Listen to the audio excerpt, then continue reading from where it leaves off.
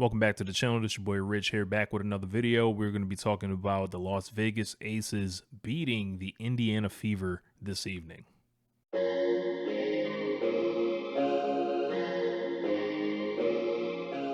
Make sure you like this video, subscribe to the channel, and leave your comments below so we can talk through this thing together. This was a rough night for the Indiana Fever. Some nights you just ain't got it, and this is one of them, as evidenced by this box score I'm about to pull up, and just no real momentum tonight. I think there was a bit of a come down for the Fever with the huge win over the Atlanta Dream on Sunday. They came in here, we got two games back to back with the Aces, and I think this is quietly, a rivalry that is, set to bloom in the near future.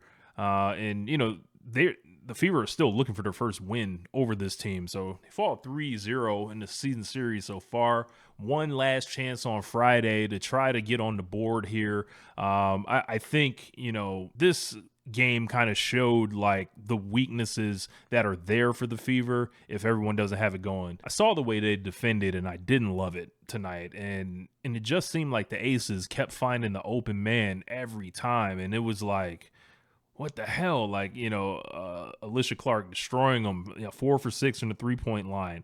Kelsey Plum hit 2 threes. They were letting, the centers hit threes and all that. So I was like, if you're not going to guard the 3-point line, better than that, it is difficult to win, especially with A'ja Wilson, patrolling the mid-range and basically saying she's about to turn into David Robinson and just not miss, these, 18-footers essentially. She had, she went 11 of 28, so not the greatest shooting on game from the field, but she did end up with 27 points, 12 rebounds, so 3 blocks as well. So A'ja Wilson had a good game when you look at it. But I want to pull up this box score here. Got it right here. So it was 86-75.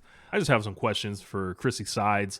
In the first half, I started seeing weird lineups, weird things that have not been seen since the beginning of the season, such as extended Christy Wallace minutes. The second she got in, it was just mistake after out of bounds play, after blown coverage, and it was just like, hold on, is that Christy Wallace? I saw the braid flying around as she was making her way around the court.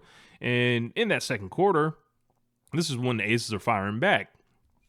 The Fever started the game, real hot. I thought it was going to be just a continuation of what was going on Sunday, but they never really got it rolling. They tried to fight back a couple times in the third and also in the fourth. Shot out to Kelsey Mitchell, 24 points for her. But she didn't really get much help. Caitlin Clark, worst shooting game, in ages. 6 of 22, 1 of 10 from the 3-point line, -8. For the game, only 16 points. So she had 16, 6 assists, and 3 rebounds.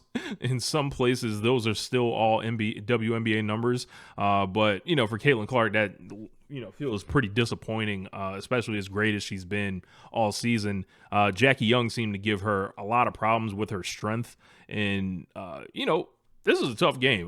Seeing Aaliyah Boston, trying to guard A'ja Wilson, only ended up with 28 minutes and she fouled out.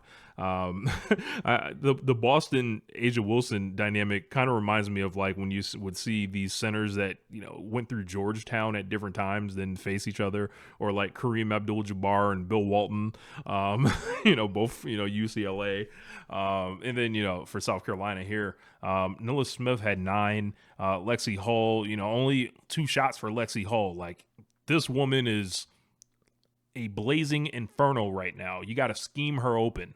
And, the way that she's shooting the ball right now, there's no excuse for her to only get 2 3-point shots up. I don't care what happens. Kelsey was good, but, she could only do so much tonight, because it just felt like a game where the better team and the Aces just dictated how they wanted to play. The physicality was there, and you just let them kind of come into your home court, and they were yelling all over the place, cranking up after and ones, and they just could not cut that momentum off. It was pretty frustrating to watch. Only 11 points scored off the bench between Fag Benley and Erica Wheeler. Chrissy Wallace only played 3 minutes, so I don't want to go too hard on her, but it was pretty noticeable. Danta's her shot has gone cold. Katie Lou Samuelson, was just out there running around playing soccer essentially, and this was not great. There were a lot of fans on social media upset they didn't get to see Kate Martin play. Lots of Kate Martin jerseys in the crowd. Did not play, but they didn't. It didn't seem like they needed her. It seems like the bench was, the primary difference in this game. Alicia Clark played awesome. Gustafson was awesome. Like their entire bench, like when you look at their plus minuses, plus 14 for Clark, plus 9 for Gustafson, plus 19 for Colson, who was also D'ing up, and then plus 17 for Tiffany Hayes. So combine that with Asia Wilson, seemingly ruling the mid range. This is just a recipe for a loss. Jackie Young only 6 points. She was on Caitlin duty, so that's to be expected. And the Aces at times have looked vulnerable. So I thought this was, a game you can send a message, by getting this first one and then knowing that they got to come back in and beat you. Now you let them have that first one, so now you really got to answer them. So it's going to be tough on Friday to, get that win if you're the Fever. And what you can hope for is Christy Sides lights them on fire in the film room, because the 3-point defense is indefensible at this point. When this team struggles, they're allowing the 3-pointers to be hit at key, crucial times. So another story tonight was Asia Wilson, her becoming the WNBA's single season scoring leader. So let's take a look at the play where it pretty much happened. Smith spent a lot of time after shoot-around today getting some extra free throw work in. She went 1 for 9 in one of the games from the free throw line against Las Vegas earlier this season. She's working on it. Wilson's been deadly in the mid-range. Right. So she pulls up at the free throw line, and now she's the WNBA single season scoring leader. Congratulations to Asia Wilson.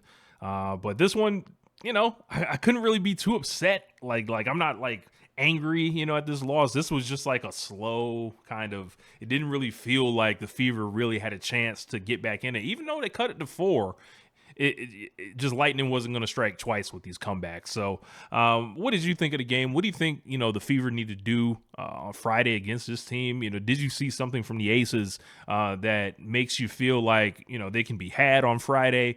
I think you got to take advantage of that. The rest of the starters besides Asia Wilson not really coming, to score essentially.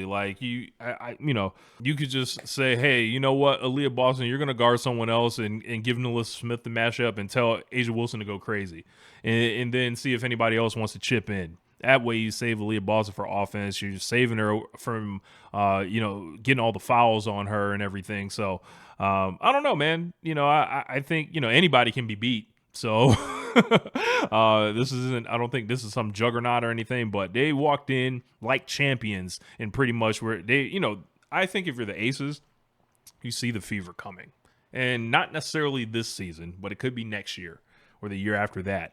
This is going to be the rivalry for the next couple years, I think, at a possible championship level. So every game between these two, I think they're going to try to send a message to the other one we gonna get to know each other real well over these next couple years. So the Aces handle their business, can't be mad at them. And I think if you're the Fever, you gotta lock in, man. Get in that film room and figure out these rotations. And Caitlin cannot shoot that bad. I know Jackie Young's a great defender, but 1 to 10 from the 3-point line. Gotta make those. Gotta make a couple more of those.